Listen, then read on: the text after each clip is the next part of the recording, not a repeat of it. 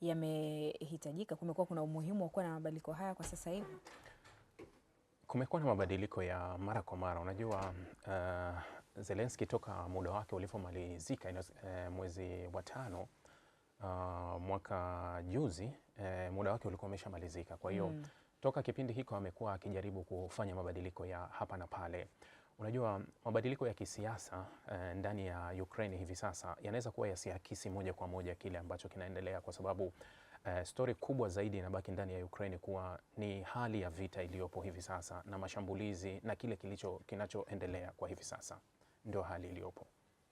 Na haya mabadiliko kwa sasa hivi, Rahby, ukiangazia na yote ambayo yanatakiwa sasa kufanyika,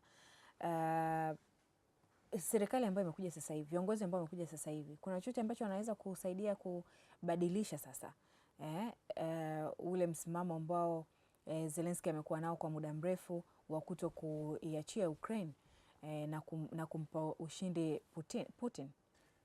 Ni vigumu kwa sababu hata haya mazao yote yanatokana na yeye bwana Zelensky. Kwa hiyo bado sana anachagua watu ambao wanaendana na yeye, na unajua msimamo wake umebaki kuwa ni ule ule tu, kuwa kuiachia Ukraine, kuihamishia kwa Urusi ni kitu ambacho anahisi hakiwezekani. Kuna wakati niliwahi kusema kuwa ikiwa watashindwa sana kumshawishi Zelensky, kwa sababu kuna wakati Trump alishafanya maamuzi ya kumaliza huu mzozo, hasa akiipa sana Urusi, naipa na kuipa na kuipa. Sasa kikwazo kikawa ni bwana Zelensky, na unakumbuka mkutano ule wa mwaka jana uliofanyika mwezi Februari pale kwenye ofisi ya Oval walivyokuanguana, ilikuwa ni hali hiyo. Sasa nilisema wakati huo kuwa kuna njia moja inaweza ikatumika, kuwa ima wafanye juu chini wanamuondoa madarakani, ima kwa kumshawishi yoyote kuwa nchi iende kwenye uchaguzi, au wamwanzishie zengwe lolote kubwa ili waweze kumuondoa. Na kweli katika kipindi kile kukaibuka kashfa kubwa ya mawaziri wake kuhusishwa kwenye rushwa, lakini ikaelekea kuwa huenda ingeenda moja kwa moja na Zelensky, na hayo mambo yakapotea baada ya Marekani kutoa tensheni yake tena kwa Ukraine kuelekea Mashariki ya Kati. Kwa hiyo kukawa kama kuna nafuu kwa serikali ya Zelensky.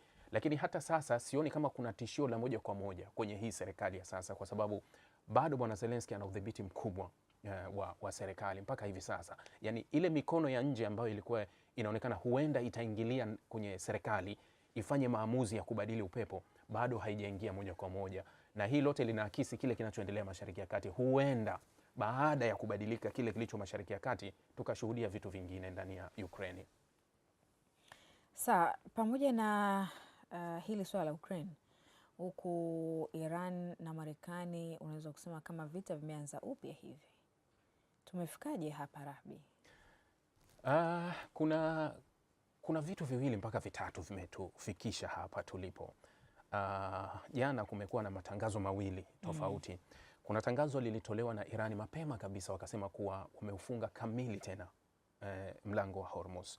Tangazo lililotoka mchana kwenda jioni likatolewa na CENTCOM kuwa mlango uko wazi, meli zinaweza kupita tu kama kawaida chini ya uratibu wa Marekani. Na baadaye tena Donald Trump jioni akiongea na vyombo vya habari akakazia pale pale akasema kuwa mlango uko wazi, unaweza meli zikaendelea kupita. Sasa hapa tumefikaje? Nadhani nilizungumza wiki jana hapa, lakini siku ya Jumamosi msuluhishi mkuu wa huu mgogoro upande wa Irani ambaye ni Spika Mohamed Ghalibaf aliweka kwenye mtandao wa X, kuna andiko moja aliliweka, na lile andiko alikopi kutoka kwenye MOU ya makubaliano ya vifungu 14, akaenda kifungu cha 5 akakikopi akakiweka kwenye mtandao, ambacho kifungu kinasema hivi kuwa ikiwa Marekani na Irani watafikia makubaliano ya kusaini hii MOU, udhibiti na uratibu wa shughuli za meli kuingia na kutoka kwenye mlango wa bahari wa Hormuz kuanzia pwani ya Irani mpaka ya Omani utakuwa chini ya uratibu na udhibiti wa IRGC. Hiki ni kifungu cha 5 kwenye MOU.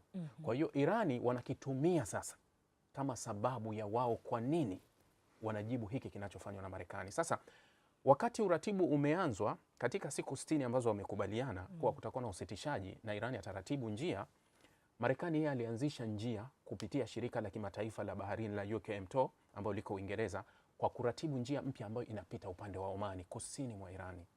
Yani wanahamisha meli zinapita huku. Sasa Irani akawakumbusha kuwa no, tulisaini vingine, tulicho saini sio nyinyi kuratibu, yani hamuhusiki kwa namna yoyote kwenye hili. Mimi ndio naratibu shughuli nzima ya kupita huku wala huku. Sasa CNN juzi iliandika taarifa moja ambayo kuwa unajua Araghchi alikuwa amekwenda Omani Araghchi.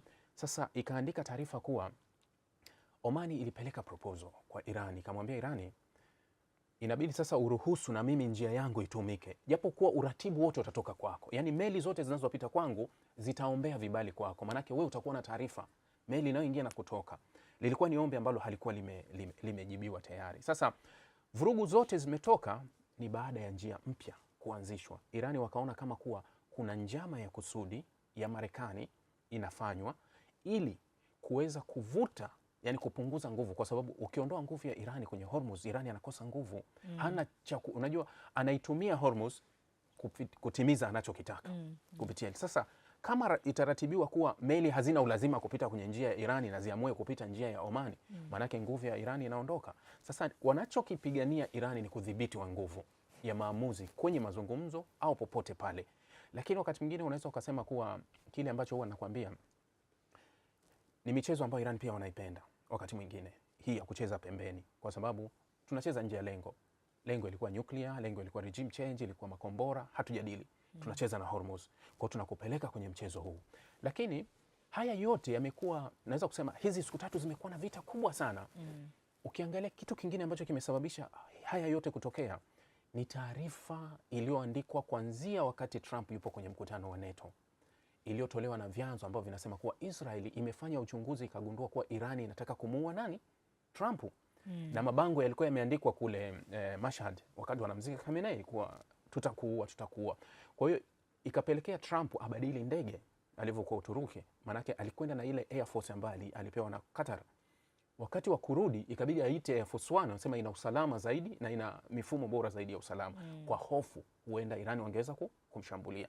Toka pale Trump ndio akawa kama kapanic, manake alitoa taarifa kuwa nimeagiza kuwa nikiuawa Irani imalizwe, isambazwe. Kwa hiyo ilikuwa ni katika ile panic. Sasa ili mfano jana gazeti la Israel la juzi, gazeti la Israel la Hayom liliandika taarifa moja ambayo lilichukua na yenyewe kwenye Wall Street Journal ya Marekani, ambayo inasema kuwa Israeli waliamua kutumia mbinu hiyo ya kusema kuwa wamefanya uchunguzi wa kijasusi kugundua kuwa Trump atauawa na Irani, kuipeleka kwa Trump ili Trump apanic arejee vitani. Hiyo taarifa ilikuwa imeandikwa. Kwa hiyo katika hili kinachoendelea hivi sasa, kuna swala la Hormuz, kuna swala la tishio la Trump, kuna yote yanakwenda pamoja. Sasa na nani kafunga, nani kafungua? Irani wanasema tumeufunga, Marekani wanasema uko wazi. Majibu ya tumeufunga, uko wazi yatatolewa na wamiliki wa meli kuwa je, mnaweza kupita? Itakuwa jibu iko wazi. Hatuwezi kupita, itakuwa imefungwa. Ndio itakuwa hivyo. Na pamoja na Hormuz Rahbi, lakini tunaona kuwa vita vinaendelea. Ya, kabisa. Makombora yanarushwa Sana. Pamoja na Qatar miongoni mwa mataifa ambayo yalihusika katika usuluhishi, lakini naye amekutwa na makombora ya Iran. Hata Omani jana na Araghchi alikuwa Omani wakati inapigwa Omani. Umeona? Bahrain, Kuwait, Qatar, kote huko hakuna kabisa namna yoyote Marekani na Iran wanaweza kusuluhisha jambo hili, kwa sababu athari inatakiwa kwenda kwa Marekani moja kwa moja, lakini unaona Mashariki ya Kati wao kwa wao, unaweza ukaipata tafsiri hiyo kana kwamba Mashariki ya Kati sasa wameamua kupigana wao kwa wao. Walishawahi kusema, alisema balozi wa UAE kwenye Umoja wa Mataifa, nadhani mwezi mmoja uliopita au miwili, kuna mkutano mmoja wa Umoja wa Mataifa, alikuwa anasema kuwa tuliwaambia hatutaki nchi zetu zitumike kwenye mgogoro. Anasema tuliambia. Sasa kuna wakati hizi nchi hazina maamuzi, kuna wakati, ila kwa nchi chache zenye ushawishi. Mfano, kabla ya kufika makubaliano haya yaliyowapeleka kwenye MOU, Marekani alianzisha, kuna kile wanasema kuwa kusindikiza meli, Trump alikiita kuwa operation kubwa ya kuifungua Hormuz. Ilikuwa imeandaliwa, wakaandaa ndege za kutosha. Ile operation inatajwa kuwa ilishindwa kufanya kazi kwa sababu ya ufalme wa Saudi Arabia kusema kumwambia Marekani kuwa haturuhusu ardhi yetu wala anga yetu itumike kwenye hiyo operation, kwa hofu kuwa Irani watalipiza vibaya kwao kwa sababu wao wapo karibu.